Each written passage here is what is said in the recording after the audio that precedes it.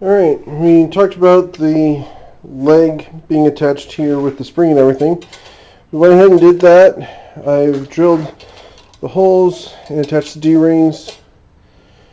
Those are good to go. I've tested it with the one spring we have, and I think we're just going to get a stronger spring. It holds it up, but once we put the bulkheads on and everything, don't think it's gonna. So we're probably going to get a stronger spring for that, and then drill the subsequent eyelets on the tail and attach the springs there. But before we can do that, we're working on the legs, and I have a leg attached. Now, what we've got here is we've got our leg material here, right? And remember, my welds are ugly, but I've got round tubing attached to the leg. Comes up through the attachment point here, which is square. We've got a round rod here.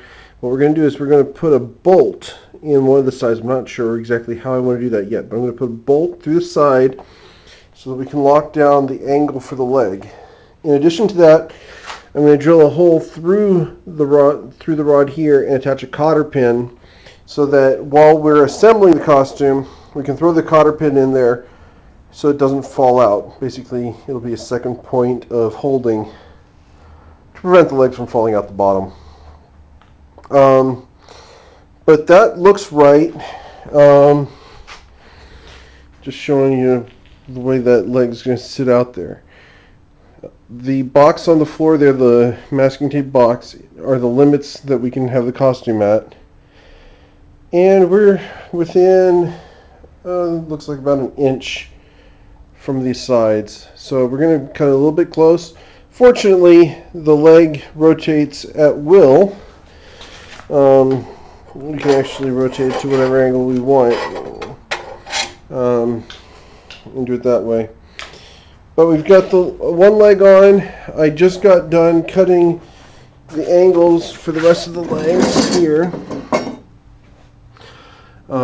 Fortunately, because we're doing everything very accurately, this line here is at 1 1/8 inch, and then the angle from here goes from the corner to the 1 1/8 inch line. And we cut it off using a Dremel to start it, and good old hacksaw to do the rest. So I'm a little bit winded from doing the hacksawing through those square tubings.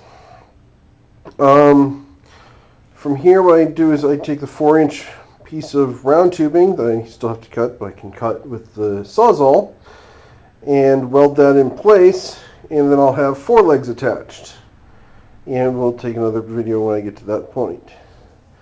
After that, it's figuring out the angles for the bottom where I'm going to attach the casters so this entire thing can roll around.